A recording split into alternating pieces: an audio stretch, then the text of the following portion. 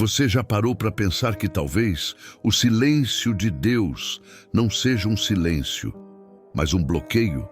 E se o problema não é que Deus parou de falar, mas que você está ouvindo vozes demais ao mesmo tempo?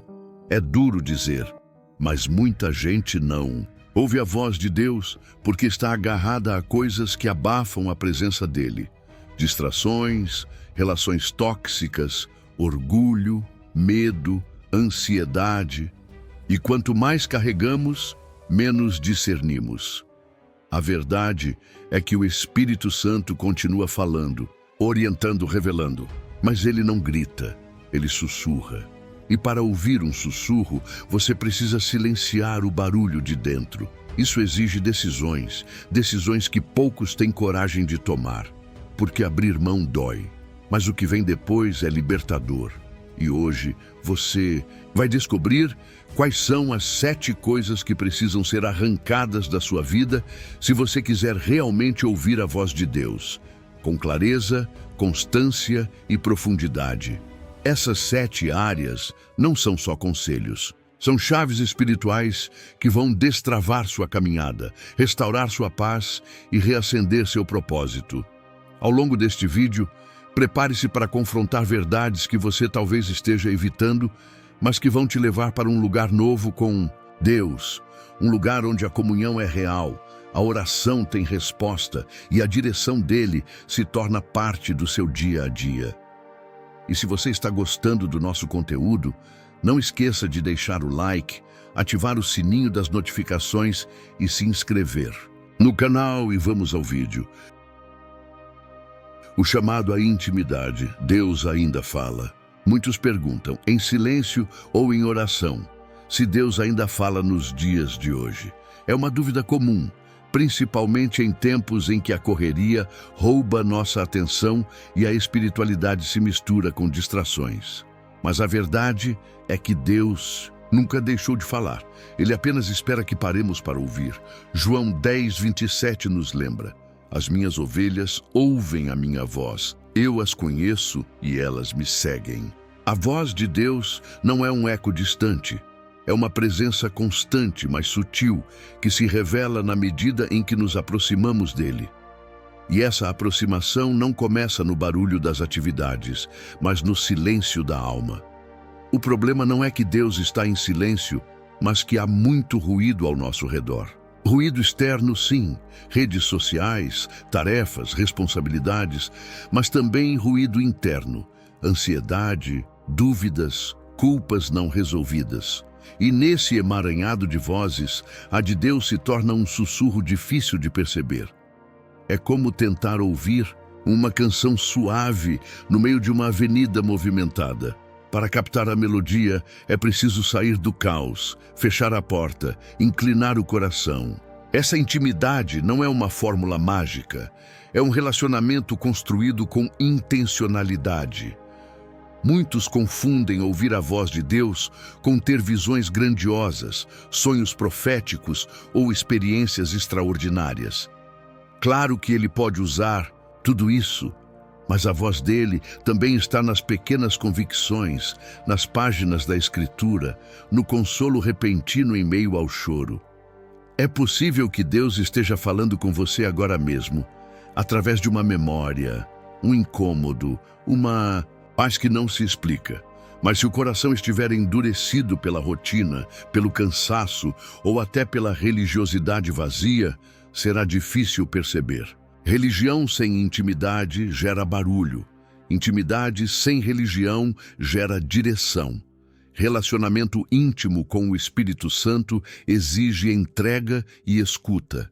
E escutar é mais do que ouvir sons. É prestar atenção, é valorizar, é considerar como prioridade. Se alguém que você ama profundamente estivesse tentando te dizer algo importante, você pararia tudo para ouvir, não é? Então por que com Deus seria diferente? A questão não é se ele fala, mas se estamos dispostos a interromper nosso dia para ouvir. Há quem ache que intimidade é algo místico, inalcançável, mas ela começa com gestos simples. Acordar e dizer: Espírito Santo, guia meu dia. Abrir a Bíblia antes do celular, silenciar antes de agir. Exemplos práticos ajudam a construir essa intimidade. Uma mulher de fé contou que passou a caminhar todos os dias sem fones de ouvido, apenas orando e ouvindo. E foi nesses momentos que ela começou a entender o que precisava mudar em sua vida. Um homem que não conseguia dormir decidiu ler um salmo em voz alta antes de deitar. No terceiro dia, dormiu em paz. São atitudes pequenas, mas que colocam o coração na frequência certa. Intimidade com Deus é como sintonia de rádio. Ele está sempre transmitindo, mas você precisa ajustar seu receptor. O distanciamento, não. Vem de uma vez. É sutil. Começa com um culto perdido, uma oração atrasada, uma Bíblia fechada. De repente você percebe que não ouve mais Deus como antes, mas a boa notícia é que Ele está sempre por perto, esperando. Como o pai do filho pródigo, Ele aguarda com os braços abertos. Quando voltamos, Ele não cobra, Ele acolhe. O chamado à intimidade não é um peso, é um privilégio. E à medida que você responde a esse chamado, algo começa a mudar por dentro. Um novo processo se inicia, onde o Espírito Santo toma a frente e começa a conduzir com suavidade. Silencie o mundo. O poder da quietude espiritual. Há uma urgência em silenciar. E não falo apenas de desligar os aparelhos, mas de calar o tumulto interno que impede a alma de repousar. Vivemos cercados de estímulos, notificações, notícias, vozes que opinam, vozes que acusam, vozes que comparam. E no meio desse barulho todo, a voz de Deus parece sumir. Mas ela não some, ela se retira para ser buscada no silêncio. Salmo 46:10 declara: Aquietai-vos e sabei que eu sou Deus. Em outras palavras, Deus está dizendo: se você parar, você vai me encontrar. A quietude espiritual não é um luxo para monges, é uma necessidade para todo cristão que deseja ouvir a Deus. Quando tudo ao redor grita, Ele fala baixinho, quase num sussurro, como quem quer ser ouvido com exclusividade. É no silêncio que discernimos o que é direção divina e o que é só ansiedade disfarçada de urgência. Por isso, desacelerar não é perda de tempo, é uma forma de afinar os ouvidos do coração. A correria nos cansa, o silêncio nos cura. E quem aprende a se calar por dentro, começa a perceber quando Deus está dizendo: vai com calma, eu estou aqui. Um exemplo prático é o jejum digital. Tente ficar um dia inteiro sem redes sociais e use esse tempo para caminhar, meditar num salmo ou apenas sentar em silêncio. Você vai perceber o quanto sua mente estava agitada e o quanto seu espírito estava faminto. Outro exercício poderoso é fazer uma hora de escuta semanal. Sentar com papel e caneta e perguntar ao Senhor em oração o que Ele deseja te dizer. Não precisa esperar nada miraculoso. Apenas escute. A alma, quando silenciada, se torna um terreno fértil para revelações sutis e profundas. A quietude também nos protege das reações impulsivas. Quantas decisões você já tomou com pressa e depois se arrependeu? A pressa é inimiga da sabedoria e Deus costuma se mover no compasso da paz. Quando Ele quer te mostrar algo, Ele não vai competir com o barulho. Ele espera. E se você não parar, pode acabar confundindo suas emoções com a vontade dele. Por isso, parar é mais do que descanso, é obediência. A alma que aprende a descansar no Senhor, ainda que em meio ao caos, está se tornando madura espiritualmente. O próprio Jesus, mesmo cercado pelas multidões, se retirava para lugares desertos para orar. Ele, que era o Filho de Deus, fazia silêncio para ouvir o Pai. Isso nos ensina que não há ministério, chamado ou demanda maior do que o nosso tempo com Deus. Você pode servir, aconselhar, liderar, mas se não estiver se alimentando da presença, estará apenas funcionando no automático. E o automático não ouve a voz do Espírito, só repete padrões. O silêncio, nesse contexto, se torna um antídoto contra a superficialidade. Silenciar o mundo também envolve selecionar o que alimenta sua mente. Nem toda música é neutra, nem todo vídeo é só entretenimento, nem toda notícia precisa ser consumida. Pergunte-se: isso me aproxima ou me afasta da paz que vem de Deus? Trocar 15 minutos de rolagem no celular por 15 minutos em Provérbios pode parecer pequeno, mas isso muda a atmosfera da alma. Não se trata de viver isolado, mas de ter sabedoria para proteger seu interior. É nesse ambiente mais leve, mais limpo, mais calmo, que a voz do Senhor se torna inconfundível. Aquietar-se é uma decisão diária. Talvez no começo pareça estranho, desconfortável até, mas com o tempo você percebe que o silêncio é um lugar sagrado, um refúgio onde a alma respira, onde o Espírito ministra, onde as direções de Deus se tornam claras. Nesse lugar, a pressa perde força, o medo se dissipa e o coração encontra descanso. E quando a quietude se instala, ela revela algo profundo. Deus nunca parou de falar, apenas esperava que você parasse para escutar. E ao aprender a silenciar o mundo, você começará a perceber o que está entrando pela sua mente. Vigilância mental. O que você está permitindo entrar? A mente é como uma porta espiritual. Tudo o que entra por ela começa a moldar nossas emoções, nossas escolhas e até a nossa fé. Se permitirmos que conteúdos vazios, negativos ou distorcidos dominem nossos pensamentos, não devemos nos surpreender quando nos sentimos distantes de Deus. Romanos 12:2 nos orienta claramente: transformai-vos pela renovação da vossa mente. Ou seja, há uma transformação que só acontece quando mudamos o que estamos permitindo pensar. O Espírito Santo deseja nos transformar, mas nós precisamos escolher o que permitimos entrar. Hoje, mais do que nunca, vivemos num bombardeio de informações. Séries, músicas, redes sociais, memes, comentários, vídeos curtos, podcasts, tudo exige nossa atenção e por trás de cada conteúdo há uma mensagem. Nem tudo que parece inofensivo é neutro. Aquela comédia que banaliza o adultério, aquela música que normaliza a ansiedade, aquele vídeo que estimula a comparação, tudo isso vai deixando pequenas marcas. E aos poucos, a mente vai se acostumando com aquilo que antes nos incomodava. O que antes era luz começa a se apagar, e o que era trevas começa a parecer comum. Exercer vigilância mental não é viver em paranoia, mas em sabedoria. Significa perguntar: isso que estou assistindo, ouvindo ou lendo me aproxima de Deus? Alimenta meu espírito ou apenas distrai a minha alma? Um bom exercício é revisar a última semana e observar quantos conteúdos realmente edificaram a sua mente. Se a maioria foi apenas entretenimento ou carga negativa, talvez seja hora de reavaliar. Isso não quer dizer que você precisa viver como um eremita, mas sim que precisa ser seletivo com o que você consome. O que entra pela mente escorre para o coração. Quem deseja ouvir Deus com clareza precisa ter a mente limpa o suficiente para distinguir o que é dele e o que é só ruído. Muitas vezes achamos que Deus está em silêncio, mas na verdade a mente está tão cheia de outras vozes que a dele não encontra espaço. É como tentar ouvir um sussurro no meio de um estádio de futebol.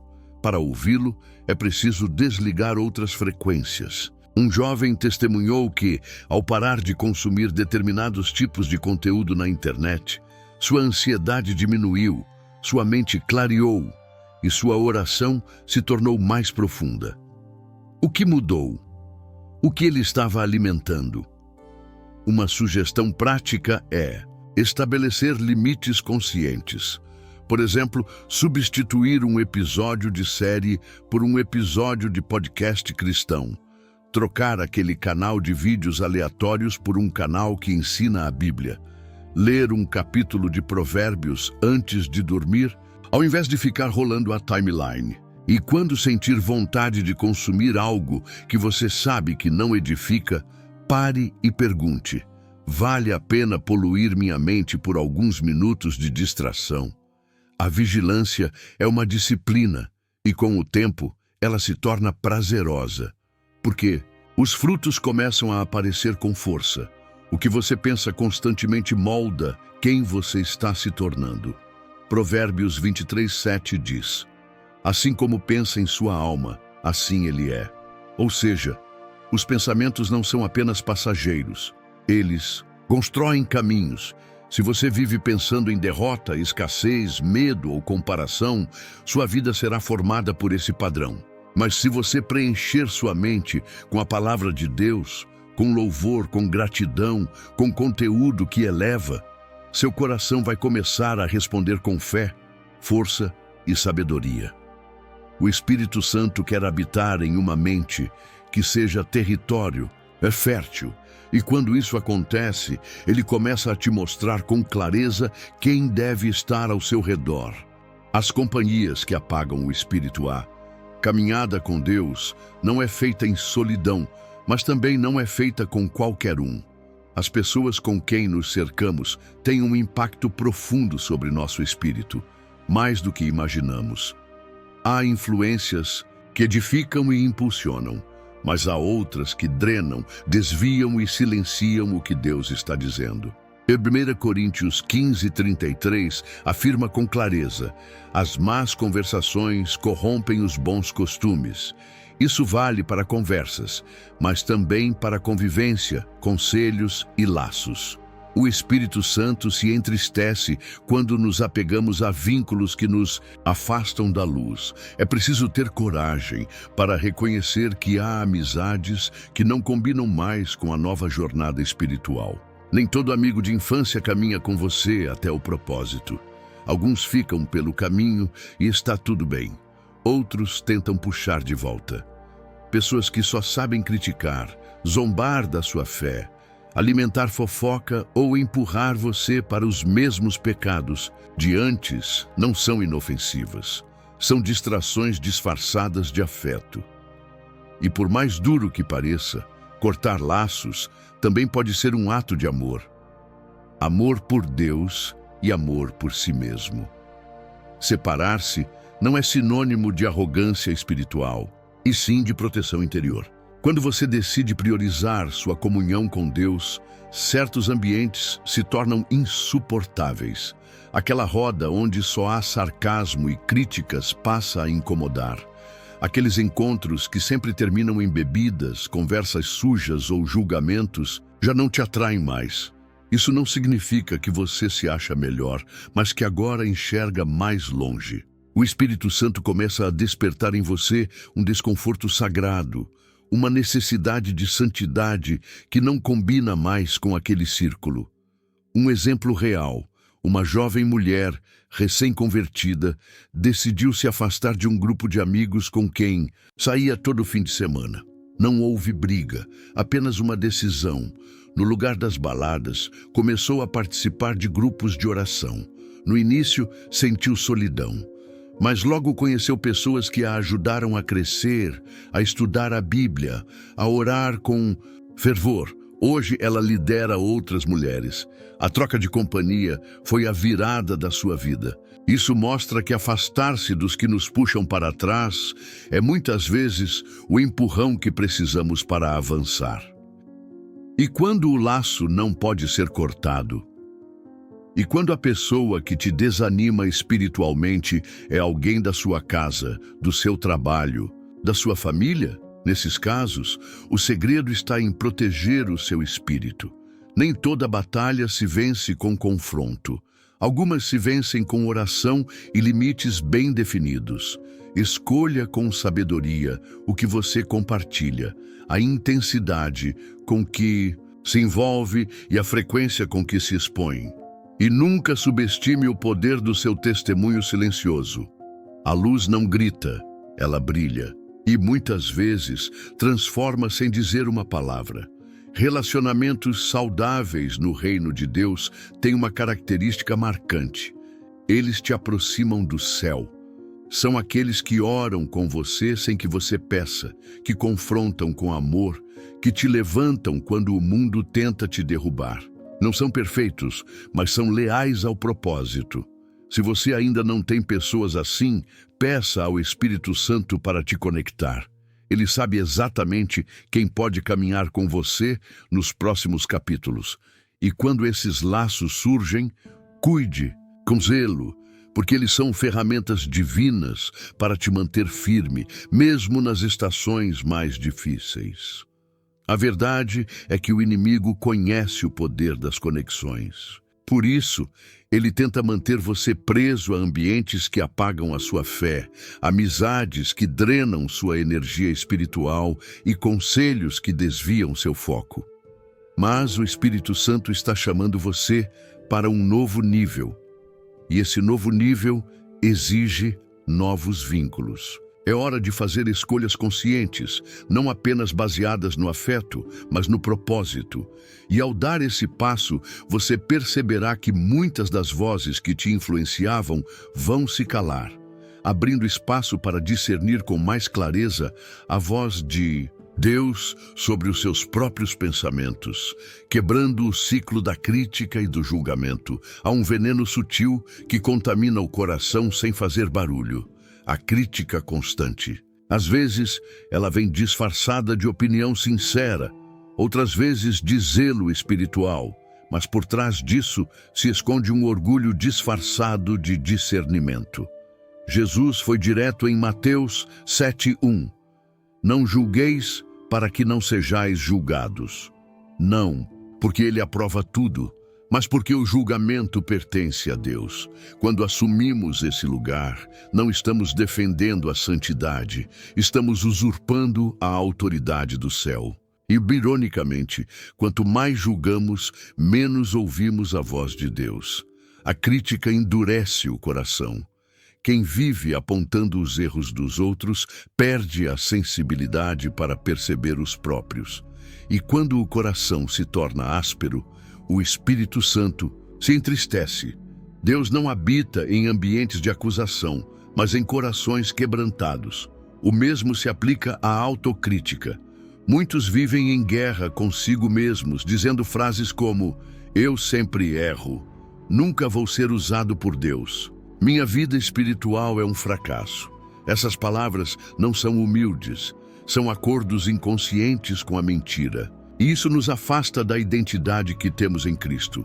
A Bíblia nos mostra que Jesus, ao olhar para o pecador, não via apenas o erro, mas o propósito oculto por trás da dor. Ele via Zaqueu no alto da árvore, mas também via um homem pronto para devolver tudo o que roubou. Via a mulher adúltera cercada de pedras, mas também via alguém capaz de recomeçar. Quando escolhemos amar em vez de julgar, orar em vez de criticar, nos tornamos aliados do céu na transformação do outro. E isso, sim, é espiritualidade profunda, porque ser cheio do Espírito é também ser cheio de compaixão. Um bom exercício prático é reprogramar a fala. Ao invés de dizer, aquele irmão é frio espiritualmente, diga, eu vou orar por ele hoje. Ao invés de pensar, essa pessoa me irrita, pense, Deus me mostra o que ela precisa. E ao perceber pensamentos críticos contra si mesmo, interrompa com a palavra. Eu sou mais que vencedor em Cristo Jesus. Romanos 8:37. Esse tipo de reação no começo exige esforço, mas com o tempo vira cultura. E essa cultura limpa o ambiente espiritual à sua volta. Afinal, palavras constroem atmosferas, e o que você fala frequentemente se torna o que você sente. Também é importante discernir com quem você desabafa. Há uma linha tênue entre desabafo e fofoca. Cuidado, para não disfarçar julgamento com preocupação espiritual. Há assuntos que só devem ser levados ao altar. Quando temos o hábito de comentar o erro alheio com outras pessoas, ao invés de dobrar o joelho, estamos alimentando a crítica e não o intercessor. Quer se tornar uma voz de mudança? Então, fale menos sobre o problema e ore mais pela solução. Essa é a linguagem que o céu entende. Essa é a postura que ativa o favor de Deus. E sobre si mesmo, lembre-se, você não é o que os outros dizem. Também não é o que os seus erros definem. Você é o que a palavra diz. E a palavra diz que você é escolhido, redimido, perdoado e chamado. Quando se liberta da necessidade de se julgar constantemente, você começa a enxergar a graça que te sustenta. E quando enxerga a graça em si, passa a vê-la também nos outros. Esse ciclo de compaixão transforma. Ele abre espaço para a sensibilidade espiritual florescer. Porque onde há amor, o Espírito de Deus se manifesta com mais liberdade. Crítica e julgamento são como muros, eles isolam. Mas o Espírito Santo é como vento, ele sopra onde há espaço. Se você quer ouvi-lo com mais clareza, precisará remover os muros da acusação, tanto contra os outros quanto contra você mesmo. Escolher ser leve não é falta de firmeza, é sabedoria. E essa leveza vai abrir seus olhos para enxergar o mundo como Deus vê. E quando isso acontecer, você perceberá que até os seus pensamentos também precisam ser renovados. O peso das palavras, como você fala de si mesmo. Palavras não são apenas sons soltos no ar, elas carregam peso, direção e poder. Provérbios 18:21 diz: a morte e a vida estão no poder da língua. O que bem a utiliza, come do seu fruto. Isso significa que a cada frase dita, estamos semeando algo no mundo espiritual, para construir ou para destruir. E muitas vezes o alvo dessas palavras somos nós mesmos. Há pessoas que nunca abririam a boca para amaldiçoar alguém, mas fazem isso com frequência contra si mesmas. Sem perceber, declaram sobre si limites que Deus nunca colocou. Frases como: eu sou burro, nada dá certo para mim, sou um fracasso, podem parecer desabafos inocentes, mas são decretos que o inimigo usa para alimentar mentiras. A repetição dessas palavras cria um tipo de prisão emocional, onde a pessoa passa a acreditar que nunca será capaz de mudar. O Espírito Santo, porém, deseja nos ensinar a falar com alinhamento à identidade que recebemos em Cristo. Isso não é positividade vazia, é redenção verbal.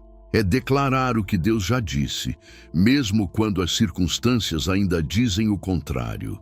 Você não precisa fingir que está tudo bem, mas precisa aprender a declarar fé mesmo em meio ao caos.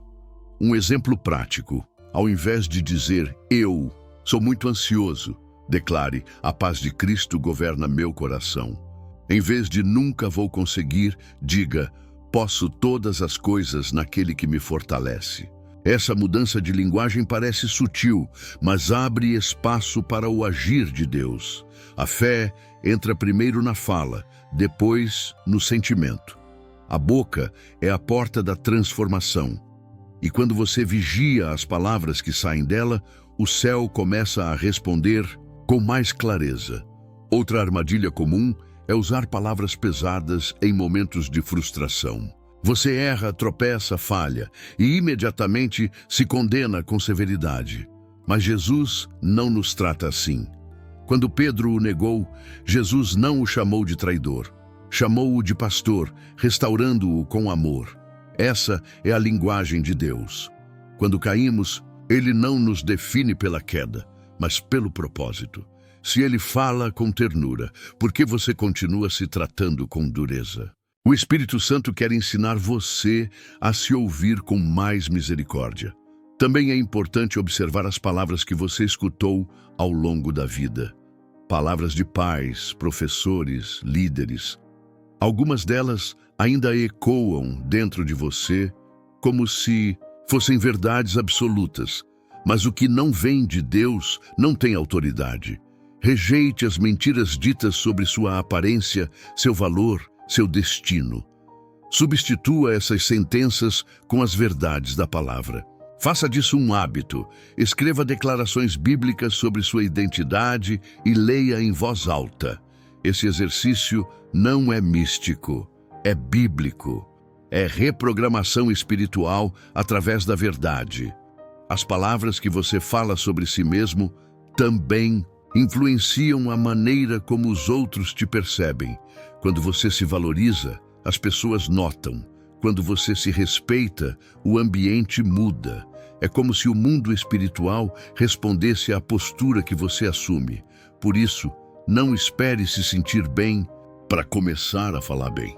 Comece declarando a verdade, e o sentimento virá depois. Fé não é sentimento, é convicção.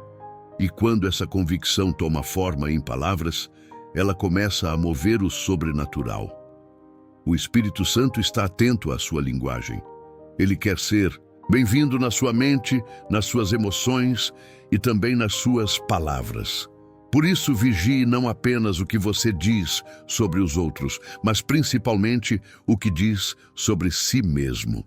Seja gentil com sua história, honesto com suas lutas e confiante nas promessas. Cada frase pode ser uma chave ou uma corrente. Que suas palavras abram portas. E quando isso começar a acontecer, você vai notar como o foco dos seus pensamentos também precisa mudar de direção. O perigo de magnificar os problemas. Há uma tendência natural no ser humano, dar mais atenção ao que está errado do que ao que está certo. Mas essa inclinação, quando alimentada, se transforma numa lente distorcida. Você começa a enxergar tudo sob a ótica do medo, da dúvida e da escassez. A fé nesse cenário vai sendo sufocada aos poucos. Hebreus 12:2 nos convida, olhando firmemente para Jesus, autor e consumador da nossa fé. Ou seja, a direção do olhar determina a firmeza da caminhada. E se os olhos estão presos no problema, o coração não encontra espaço para confiar, magnificar. O problema é, sem perceber, diminuir o tamanho de Deus dentro de nós. É dar mais voz à circunstância do que à promessa. E quando essa inversão acontece, a alma se torna pesada, a oração vira lamento e o louvor se cala. É como uma nuvem densa que se instala sobre os pensamentos, impedindo a luz de entrar. Deus não ignora as dificuldades que enfrentamos, mas Ele nos ensina a enfrentá-las com outra perspectiva. A fé não nega a realidade, mas a transcende. Ela diz, sim, há um gigante, mas há um Deus muito maior me guiando. Uma prática poderosa é o exercício da gratidão. E aqui não falo da gratidão automática, mas daquela que você escolhe viver mesmo quando tudo parece escuro. Pegue um caderno e todos os dias anote 3 coisas pelas quais você pode agradecer, mesmo que pareçam pequenas. Pode ser uma boa noite de sono, um café quente, uma ligação inesperada. A gratidão muda o foco da alma. Ela não ignora os problemas, mas impede que eles tomem o trono. O coração grato abre espaço para a paz. E onde há paz, há mais sensibilidade para perceber a direção de Deus. Outra atitude prática é limitar o tempo que você passa falando do que está errado. Se toda a conversa gira em torno da doença, da dívida, do conflito, o problema se torna um ídolo. Ele ocupa tudo. Comece a falar mais sobre quem Deus é, sobre o que Ele já fez, sobre as vezes que você achou que não iria vencer. E venceu. Relembrar os testemunhos fortalece a fé. Davi derrotou Golias porque lembrou-se do urso e do leão. Você também tem suas histórias. Relembre-as e verá como o impossível começa a parecer menor diante do que já foi vencido. Jesus nunca prometeu uma vida sem tempestades, mas prometeu estar no barco. Isso muda tudo. Quando os discípulos entraram em pânico no meio do mar, Jesus estava ali, dormindo. Não porque não se importava, mas porque sabia que a tempestade não tinha a palavra final. E a pergunta dele ainda ecoa hoje. Por que vocês estão com tanto medo? Ainda não têm fé? Marcos 4,40. Não minimize sua dor, mas também não maximize o caos. Deus é maior. Ele tem controle. Ele tem respostas que os seus olhos ainda não veem. Também é importante observar com quem você compartilha seus problemas. Algumas pessoas só reforçam o peso da dor. Outras te ajudam a lembrar das promessas. Escolha bem seus confidentes. Se possível, tenha alguém com quem orar, alguém que vai te lembrar do que Deus já disse e não do que o mundo está gritando. O ambiente certo ajuda a enxergar com clareza, e a clareza faz toda a diferença quando se está atravessando o vale. Não caminhe sozinho. Deus sempre envia apoio quando o coração está disposto a confiar. A mudança de foco não acontece da noite para o dia, mas começa com uma decisão. Parar de exaltar o que te assusta e começar a exaltar o que te sustenta. Sua boca pode ser uma trombeta de fé ou um eco de desesperança. Escolha ser boca profética sobre sua própria vida e, aos poucos, verá seus pensamentos se alinharem com o céu. Porque quando o coração para de engrandecer o problema, ele começa a reconhecer a presença silenciosa daquele que está te chamando para um lugar mais profundo. Deus ou a correria? Quando a agenda toma o lugar da presença, vivemos em uma geração que glorifica o movimento. Se você está sempre ocupado, parece que está vencendo. Se a agenda está cheia, sente-se produtivo. Mas há uma pergunta que poucos fazem. A correria tem roubado meu tempo com Deus? Lucas 10, 41, 42. Nos conta sobre Marta, que andava inquieta e ansiosa com muitas coisas, enquanto Maria escolheu estar aos pés de Jesus. E Jesus deixou claro, Maria escolheu a melhor parte. A correria pode até gerar aplausos, mas não gera intimidade. E sem intimidade, a voz de Deus se torna um eco distante. O ativismo espiritual também é uma armadilha. Há quem sirva na igreja o tempo inteiro, mas não lembra da última vez que orou em silêncio, sozinho. É possível estar fazendo coisas para Deus e, ao mesmo tempo, estar longe dele.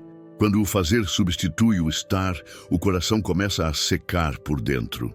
O ministério se torna mecânico, a oração vira um hábito sem alma, e a Bíblia parece não falar mais. O Espírito Santo deseja presença, não apenas performance. Ele anseia por momentos em que você o procura, não por causa de uma tarefa, mas por desejo sincero de estar com ele. Um exemplo real. Um líder que estava à frente de várias áreas na igreja começou a se sentir espiritualmente esgotado. Ele fazia muito, mas ouvia pouco. Decidiu então tirar uma semana sem compromissos ministeriais. Passou mais tempo em oração, leu livros que falavam sobre descanso em Deus e até voltou a caminhar ao ar livre só para escutar louvores.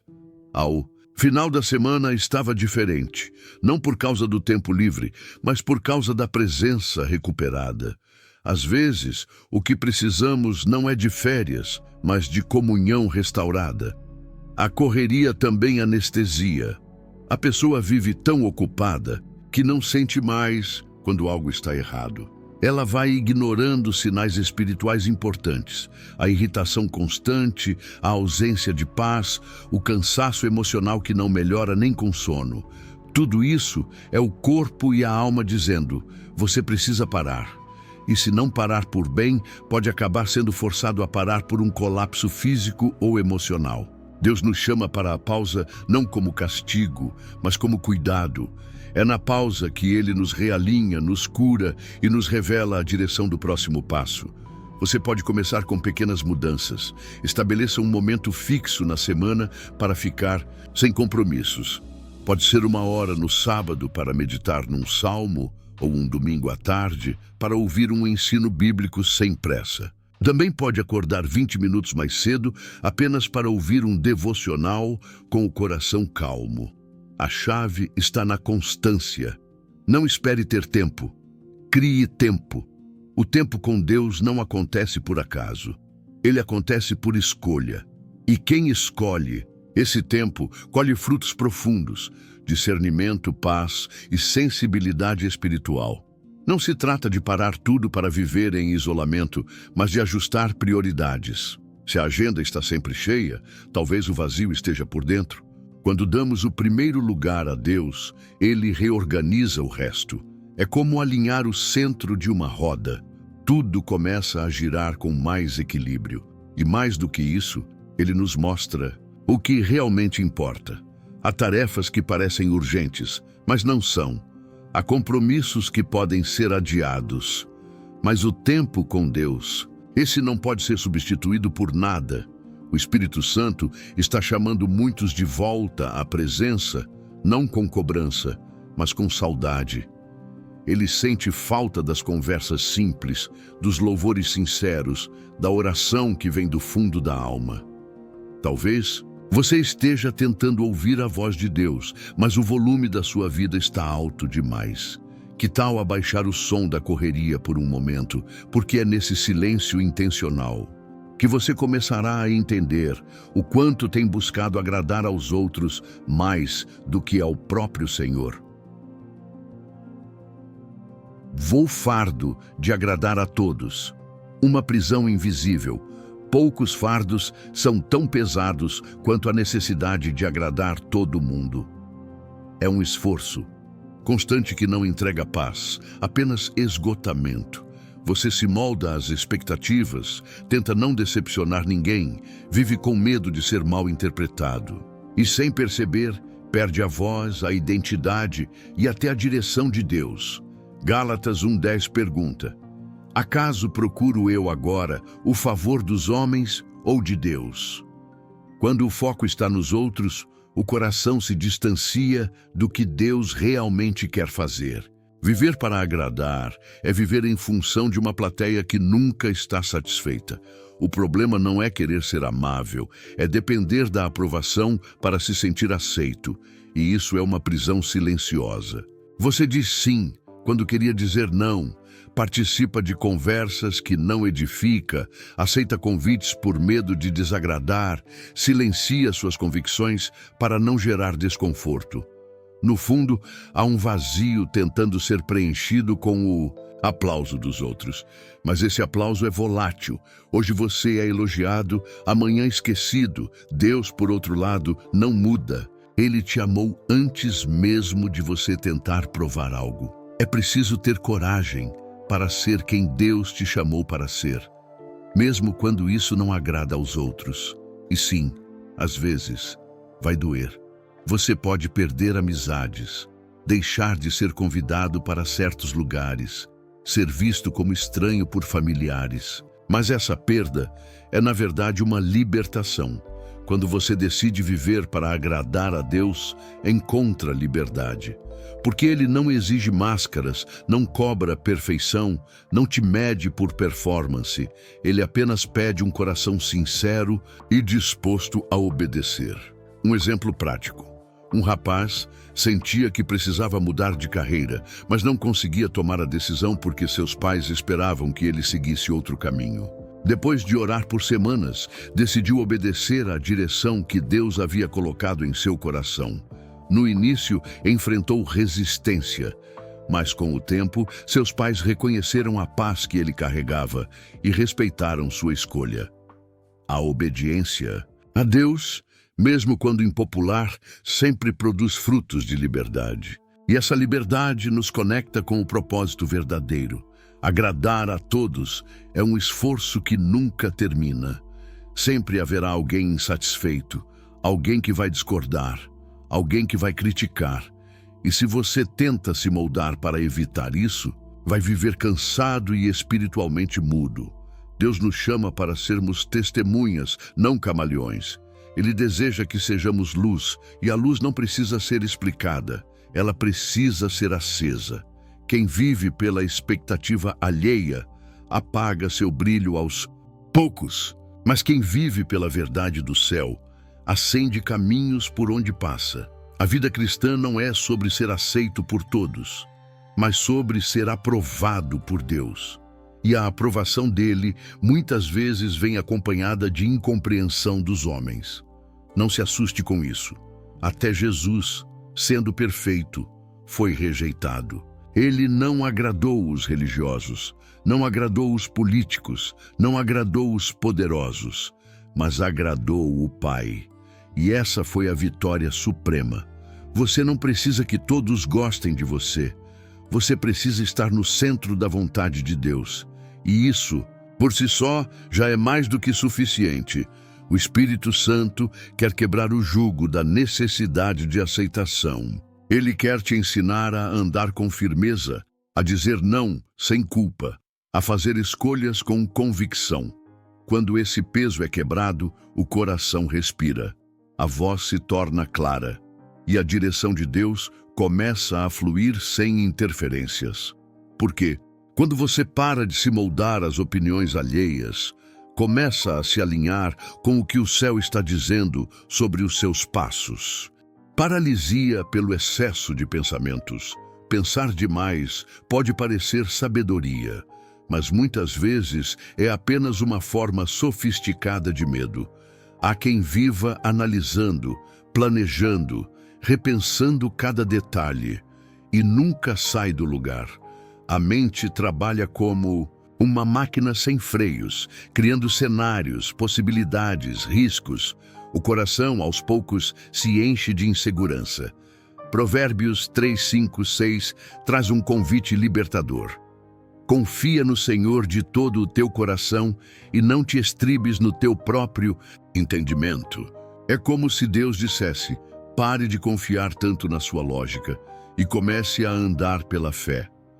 A paralisia mental impede que o coração ouça a voz de Deus com clareza. É como se o excesso de raciocínio gerasse uma névoa, uma confusão interna. Deus fala, mas o medo rebate. Deus mostra, mas a dúvida questiona. Você se torna refém da própria mente. E com isso, oportunidades se perdem, chamados ficam em espera, e a obediência é adiada. A mente ocupada demais não consegue discernir os sussurros do Espírito, e muitas vezes Deus não grita. Ele apenas espera que você confie. Um exemplo comum. A pessoa sente no coração que deve ajudar alguém, talvez fazer uma doação, iniciar um projeto, pedir perdão, mas começa a pensar: e se não for de Deus? E se eu me arrepender? E se me julgarem mal? E o momento passa.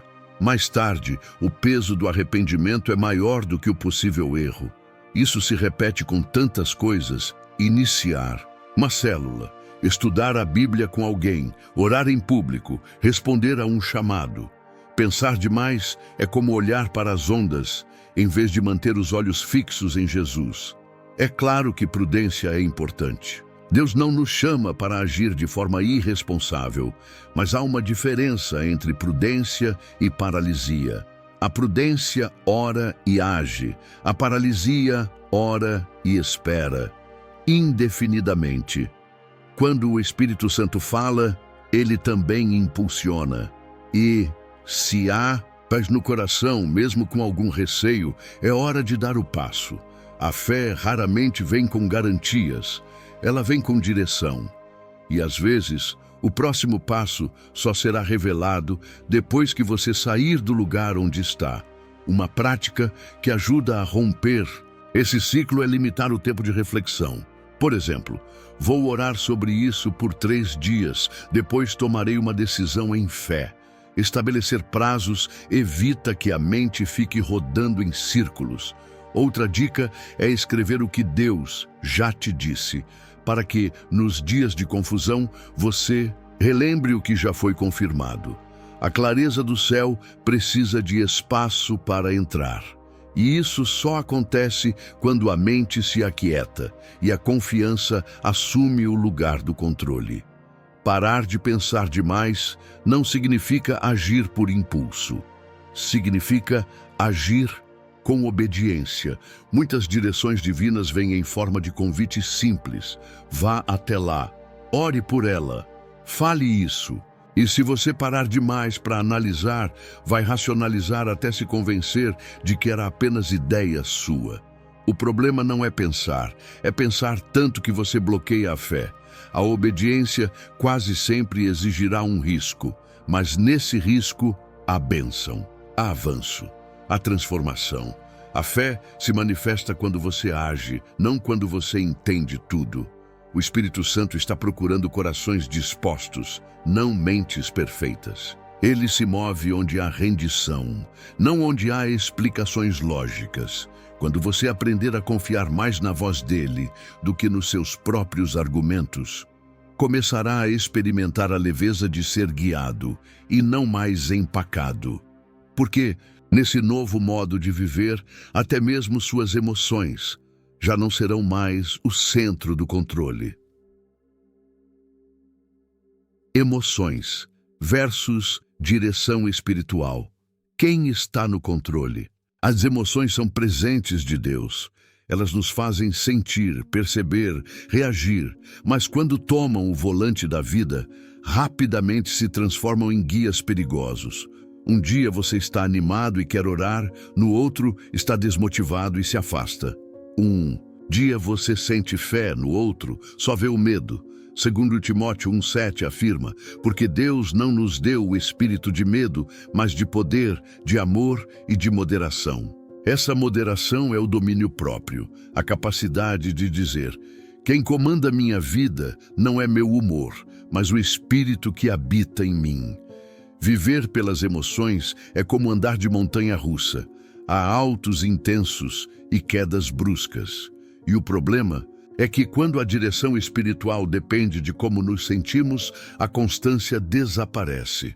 Há pessoas que só louvam quando estão felizes, que só oram quando se sentem motivadas, que só creem quando tudo vai bem.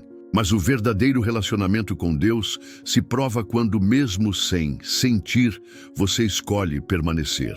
Fé não é sentimento, é decisão. E a decisão certa, feita com constância, gera sensibilidade espiritual real. O Espírito Santo nos chama para amadurecer emocionalmente. Isso não significa suprimir o que sentimos, mas aprender a não ser controlado por isso. Uma pessoa emocionalmente madura diz: estou triste, mas mesmo assim vou orar.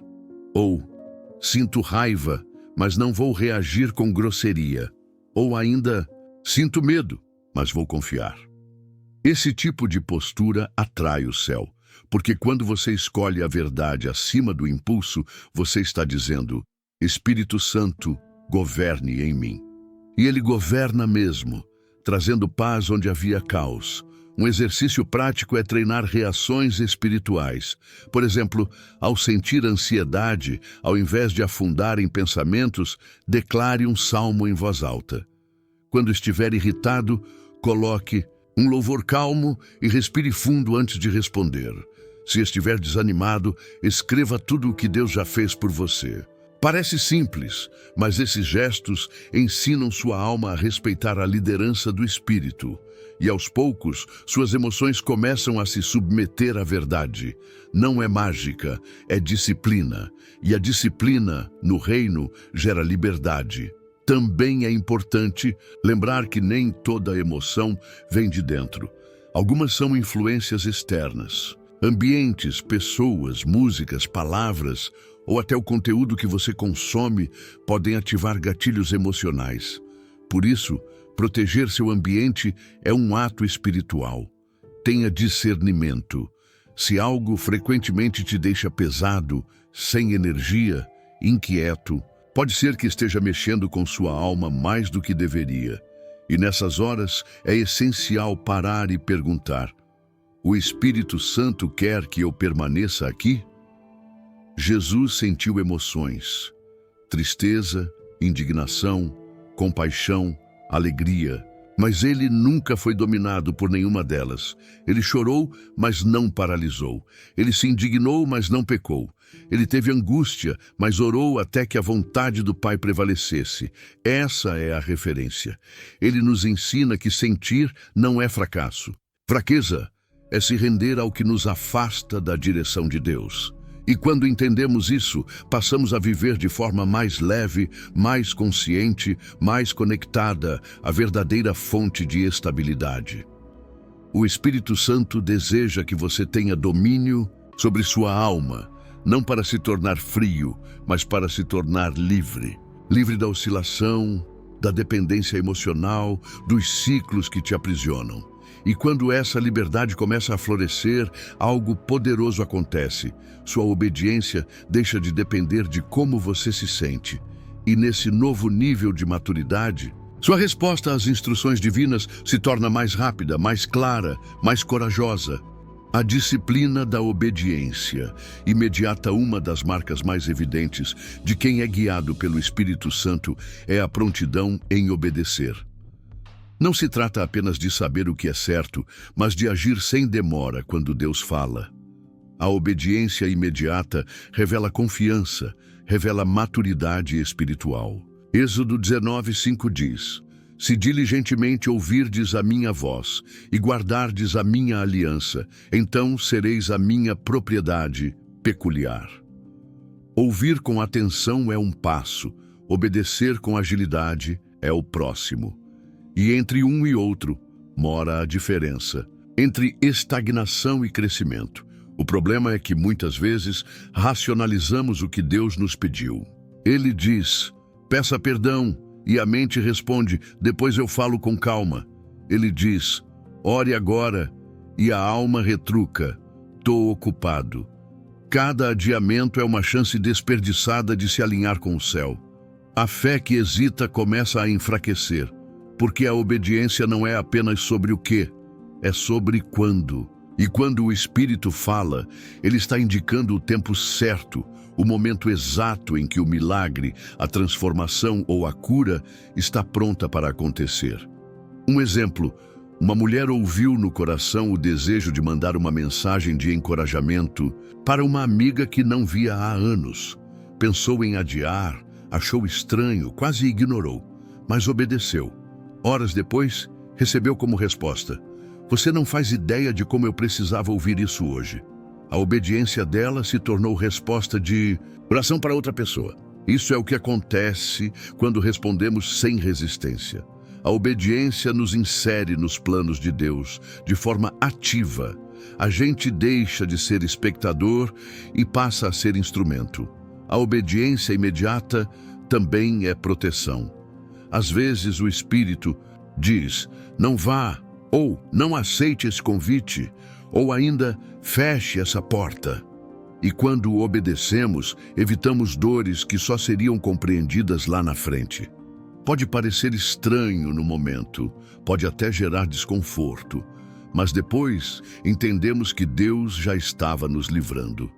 A obediência, mesmo sem explicação, é uma forma de confiar que Ele sabe o que nós ainda não sabemos. E essa confiança é o que fortalece o relacionamento com o Pai. É claro que nem sempre será fácil obedecer. Há momentos em que o pedido de Deus confronta nossas vontades, nossa lógica, nosso orgulho. Ele pode pedir que você sirva quem te feriu, que você abra mão de um plano, que você se cale quando tudo em você quer falar. Mas é exatamente nesses momentos que a obediência mais gera frutos, porque ela mata a carne e fortalece o espírito. E quem aprende a obedecer, mesmo sem entender, acaba entendendo muito mais do que esperava. Uma boa prática é treinar a prontidão espiritual. Quando sentir um impulso de orar por alguém, ore. Quando for lembrado de um versículo, leia. Quando o Espírito tocar em um ponto, não adie. Anote, reflita, responda. Com o tempo, a obediência vai se tornando um reflexo natural. Não porque você virou um robô religioso, mas porque seu coração aprendeu a confiar. A fé não exige que tudo faça sentido, exige apenas um sim sincero. E esse sim abre caminhos que o raciocínio jamais alcançaria. Deus não quer te sobrecarregar com comandos. Ele quer te conduzir com leveza. Mas essa leveza só é experimentada por quem aprende a não resistir. Obedecer rápido é confiar com profundidade. E quanto mais você responde com prontidão, mais o Espírito se revela. Ele fala com quem escuta, mas age com quem obedece. E nessa dinâmica viva entre direção e resposta, algo começa a mudar também na forma como você lida com o controle da vida. Abandonando o controle, A rendição genuína. O controle é uma das maiores ilusões que alimentamos. Pensamos que, se planejarmos o suficiente, se organizarmos todos, os detalhes, nada sairá do eixo. Mas a vida com Deus não é sobre manter tudo sob domínio, é sobre confiar em quem está no comando. Salmo 37:5 resume isso com profundidade. Entrega o teu caminho ao Senhor, confia nele, e o mais ele fará. Entregar é mais do que orar, é abrir mão da necessidade de prever tudo, é dizer: Deus, mesmo sem entender, eu descanso no teu plano. A rendição genuína só acontece quando entendemos que não temos controle nem sobre o próximo minuto. A gente pode tentar segurar os fios da vida, mas sempre haverá algo que escapa. Uma perda, uma crise, uma espera longa demais. E nessas horas, ou a gente confia ou entra em colapso. O Espírito Santo nos chama a soltar as rédeas e deixar que ele guie, mesmo que o caminho pareça estranho. Quando tentamos controlar tudo, o coração se enche de ansiedade. Mas quando confiamos, a paz de Deus guarda a mente e o coração. Muitos oram pedindo direção, mas ao receberem, tentam adaptar a vontade de Deus às suas próprias preferências. Senhor, guia-me, mas só se não for por esse caminho. Isso não é rendição, é negociação. E Deus não negocia a sua vontade, Ele revela. E cabe a nós confiar, mesmo que o cenário pareça confuso. Um exemplo prático. Uma jovem sentia que Deus a estava chamando para mudar de cidade e iniciar algo novo. Resistiu por meses. Quando finalmente disse sim, encontrou portas abertas, amizades verdadeiras e um propósito que antes ela nem imaginava. Abandonar o controle não significa viver de forma irresponsável. Significa viver em obediência. É seguir os princípios de Deus com diligência, mas com a consciência de que Ele pode mudar a rota a qualquer momento. E se mudar, é porque tem algo melhor. Rendimento verdadeiro é dizer: Senhor, minha agenda é tua, meus sonhos, tua vontade, meus planos, teus caminhos. E isso não é fácil. Requer fé viva. Requer lembrar todos os dias que o piloto sabe exatamente o destino. Uma prática importante é orar entregando as áreas específicas onde o controle ainda domina. Pode ser o futuro profissional, a vida sentimental, o sustento financeiro, a imagem pessoal. Diga ao Senhor com sinceridade: aqui está meu medo, aqui está minha insistência, aqui está minha vontade, faça tua. Escrever essas entregas pode ajudar. Voltar a elas quando a dúvida bater, mais ainda. Porque rendição não é uma vez só. É um exercício diário, um gesto contínuo de fé. Jesus, no Getsêmani, nos deu o maior exemplo de rendição. Pai, se possível, afasta de mim este cálice. Contudo, não seja como eu quero, mas como tu queres. Mateus 26:39. Até o Filho de Deus teve que soltar. E ao soltar, cumpriu o propósito eterno. Às vezes, o que está nos travando não é o inimigo. É a nossa insistência em manter o controle. Mas o Espírito Santo está pronto para assumir, se permitirmos. E quando Ele assume, tudo muda. As pressões perdem força. A direção se torna mais clara. O descanso volta ao coração. O controle que você não solta se transforma em fardo. Mas quando você entrega, algo precioso acontece. Você começa a ver a mão de Deus nos detalhes. E nesse novo estado de rendição, até sua identidade começa a ser moldada com mais profundidade. Como alguém que já não vive como escravo do medo, mas como filho, cheio de confiança, cheio de paz, cheio da autoridade que vem do Pai. Uma nova identidade. Vivendo como filhos, não escravos. A maneira como nos enxergamos define como vivemos. Quem se vê como escravo vive tentando merecer o amor de Deus. Já quem se vê como filho vive a partir desse amor. Romanos 8:15 declara: porque não recebestes o espírito de escravidão para viverdes outra vez atemorizados, mas recebestes o espírito de adoção, baseados no qual clamamos, Abba, Pai. Essa declaração muda tudo. Não estamos mais presos ao medo, ao passado, às exigências do mundo. Agora somos filhos. Herdamos liberdade, autoridade e intimidade com o Pai. Infelizmente, muitos cristãos ainda vivem como se fossem servos, tentando conquistar um lugar na casa. Acham que precisam fazer muito, ser perfeitos, se esforçar o tempo inteiro para provar que são dignos.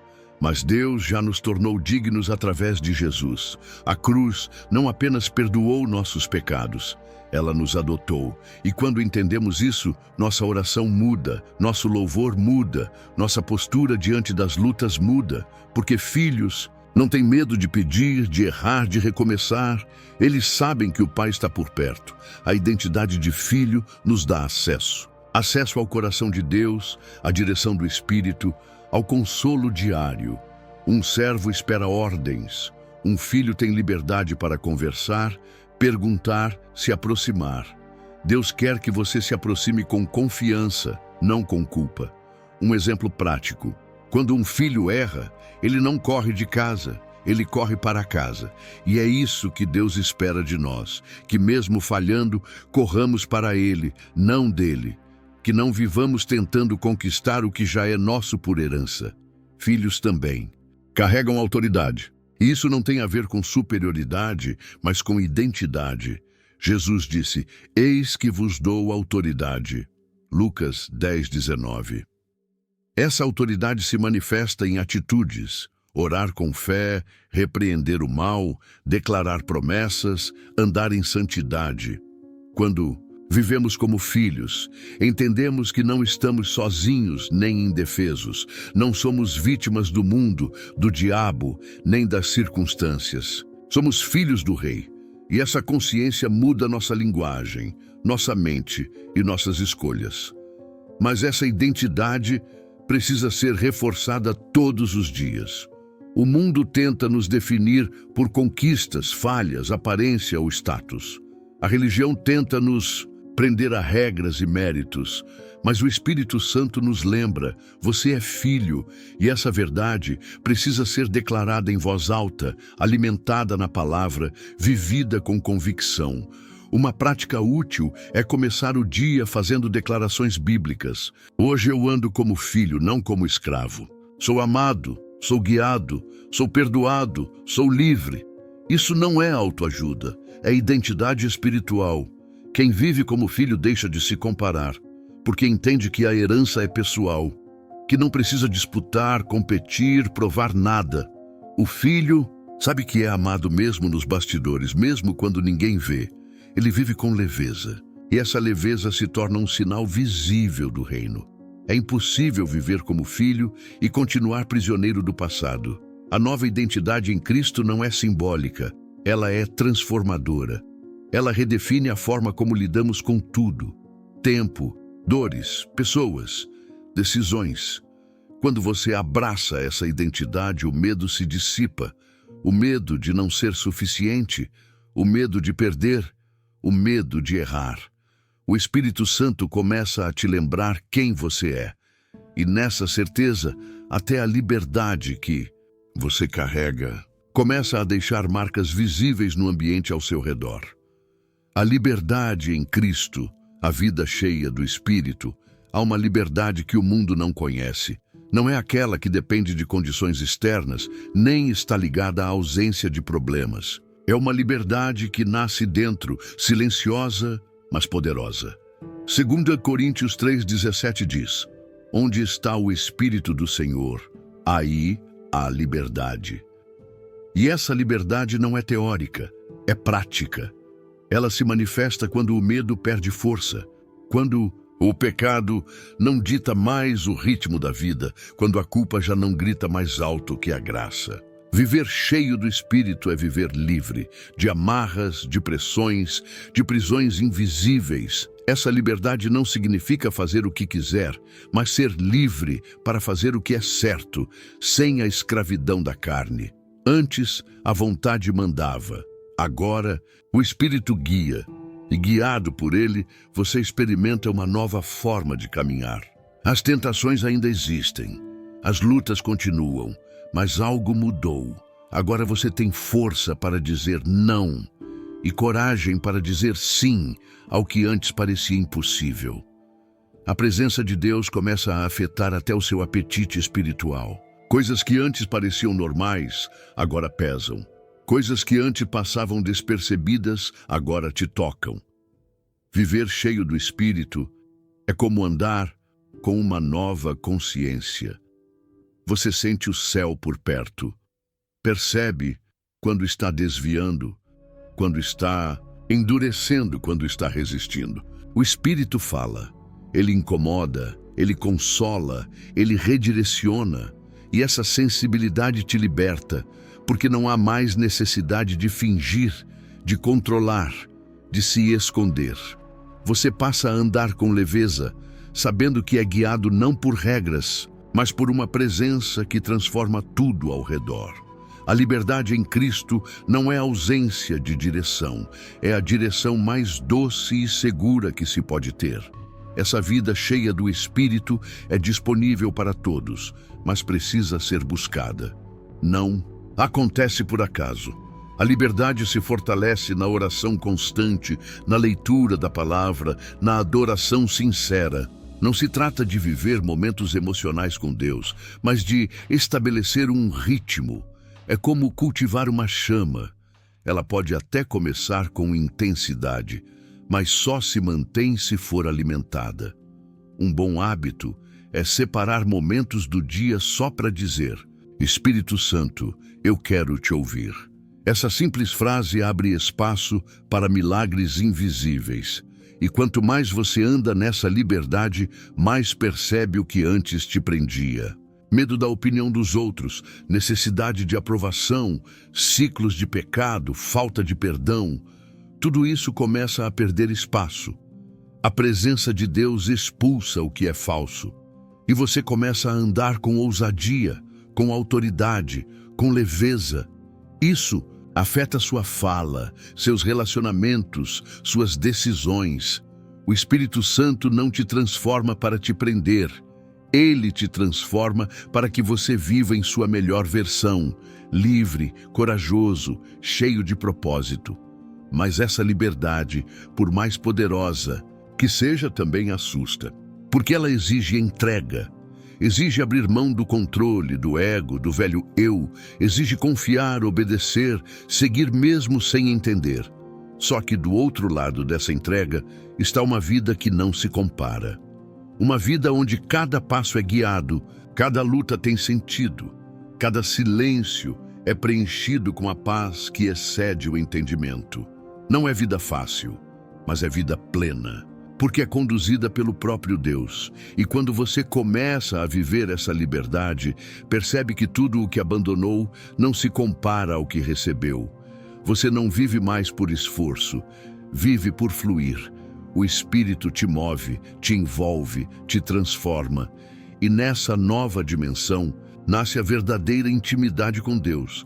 Uma intimidade que não depende de emoção, mas de comunhão contínua, viva e transformadora.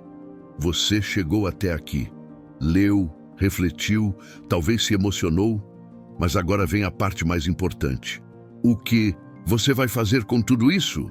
Vai continuar ouvindo apenas a sua mente, seus medos e o ruído do mundo? Ou vai, de fato, abrir espaço para Deus falar? Você está disposto a abandonar o que tem te prendido? Está pronto para romper com aquilo que bloqueia sua comunhão com o Espírito Santo? Essas 7 áreas não são pequenas, são raízes. Mas se forem arrancadas com sinceridade, vão abrir caminho para uma transformação radical na sua vida espiritual. Pergunte-se, o que Deus está pedindo que eu solte hoje? Qual dessas 7 áreas mais me confrontou? Qual foi o ponto em que o Espírito Santo falou comigo com mais força? Não ignore esse toque. Anote, ore sobre isso. E se puder, compartilhe nos comentários. Talvez o seu testemunho seja exatamente o que outra pessoa precisa para despertar também. E se essa mensagem fez sentido para você, inscreva-se no canal agora. Ative as notificações, porque aqui você vai continuar aprendendo a viver no Espírito, a crescer em intimidade com Deus e a tomar decisões que te levem mais fundo na presença dele. A jornada não termina aqui, ela está só começando.